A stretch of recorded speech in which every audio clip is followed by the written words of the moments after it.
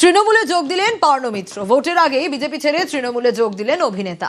মন্ত্রী চন্দ্রিমা ভট্টাচার্যের উপস্থিতিতেই আজ তৃণমূলে যোগদান করেন পার্ণ মিত্র।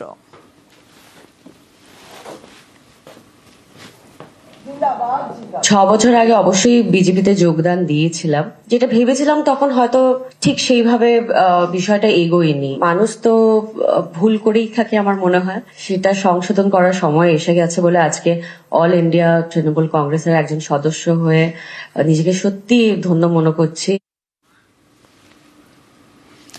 প্যাকেটের গায়ে লিখে দিলেই সেটা কিন্তু চা নয়। কেন এ কথা বলছি? হ্যাঁ, চা গাছের পাতা থেকে যা তৈরি সেটাই শুধুমাত্র চা, বাদবাকি কোনো কিছুতেই চায়ের তকমা দেওয়া যাবে না। কড়া নির্দেশ ভারতের খাদ্য সুরক্ষা এবং গুণমান নিয়ন্ত্রণ কর্তৃপক্ষ ফাসাইয়ের। ধোঁয়া ওঠা এক কাপ চা, সঙ্গে জমাটি আড্ডা। চা শিল্প এমনিতেই টালমাটাল। অভিযোগ, অনেক জায়গাতেই নেপালের চা বিক্রি হয় দার্জিলিং টি নামে। এতে বাজার খারাপ হয়। এর সঙ্গে যুক্ত হয়েছে চায়ের নাম করে নানা পানীয়। চায়ের নাম করে অনেক কিছুই বিক্রি হচ্ছে, যেমন তুলসী থেকে শুরু করে হার্বাল টি, ফ্লাওয়ার টি, ব্লু টি, মাশরুম টি। চা উৎপাদকদের বিভিন্ন সংগঠনগুলির দাবি, বিভিন্ন স্বাদের চা বলে বাজারে আসা এই সব পানীয় বা মিশ্রণের সঙ্গে আদতে চা গাছের সম্পর্কই নেই। তাই এগুলিকে চা বলে চালানো মানে ক্রেতাদের ঠকানো। এ নিয়ে তারা ভারতের খাদ্য সুরক্ষা এবং গুণমান নিয়ন্ত্রণ কর্তৃপক্ষ ফ্যাসাইয়ের কাছে নালিশ করে, যা বিবেচনা করে কড়া নির্দেশ দিয়েছে ফ্যাসাই। তাদের নির্দেশ, চা গাছের পাতা থেকে যা সরাসরি তৈরি হয় না তা চাই নয়। একমাত্র চা গাছের পাতা থেকে তৈরি পণ্যের প্যাকেটে টি লেখা যাবে। বাদবাকি কোনো কিছুতে চায়ের তকমা সেঁটে বিক্রি করা যাবে না। এই নির্দেশ অমান্য করলে খাদ্য সুরক্ষা আইনে ব্যবস্থা নেওয়া হবে। 24 তারিখে ফুড সেফটি স্ট্যান্ডার্ড অথরিটি ইন্ডিয়ার একটা স্পষ্ট নির্দেশিকা এসছে। তাতে বলা হয়েছে যে ক্যামেলিয়া সিনেসিস, চায়ের যেটা সাইন্টিফিক নেম, সেটা ছাড়া বাকি যেগুলো সেগুলো কখনোই চা হিসাবে গণ্য হবে না। এটা একটা যুগান্তকারী সিদ্ধান্ত এবং এটাকে আমরা সমর্থন জানাই।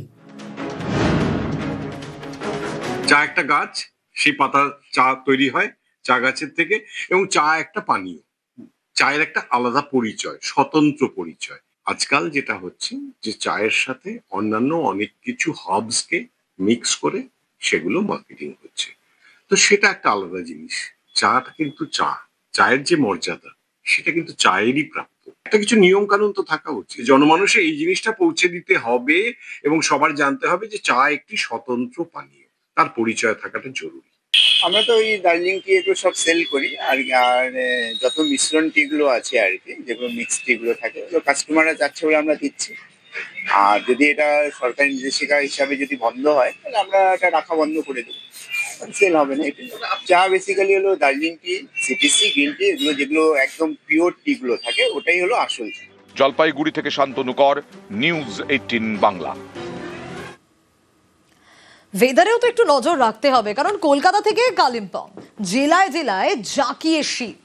আর কলকাতায় মরশুমের শীতলতম দিন শুক্রবার, তাপমাত্রা 12.9।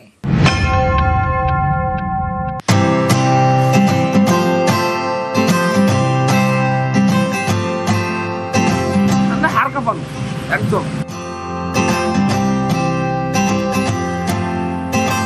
শান্ত শহর, জাঁকিয়ে শীত।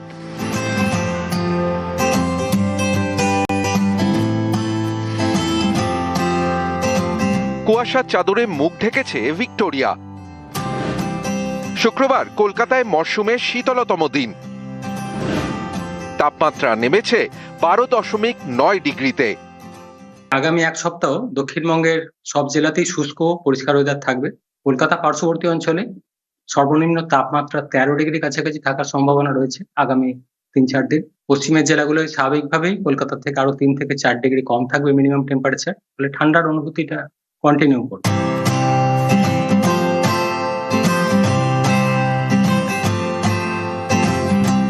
জেলায় জেলায় শীতের আমেজ, আগুনে হাত সেঁকছে ভোরের বাঁকুড়া।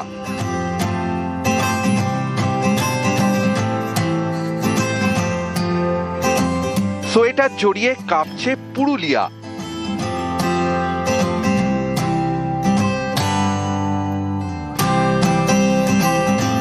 কনকনে ঠান্ডা ঝাড়গ্রামে।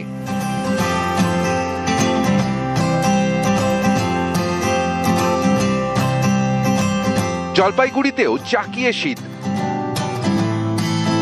ধূপগুড়ির গায়ে কুয়াশার কম্বল।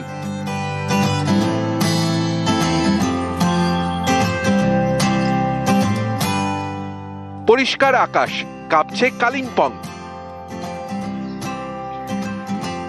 উত্তরবঙ্গের জন্য সর্বনিম্ন তাপমাত্রা রিপোর্ট হয়েছে দার্জিলিং এর পাহাড়ি এলাকায় 4 ডিগ্রির কাছাকাছি।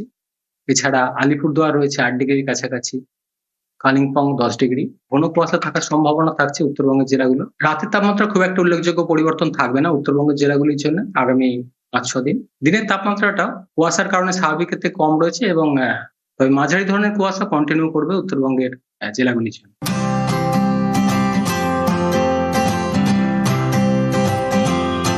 নিউজ 18 বাংলা।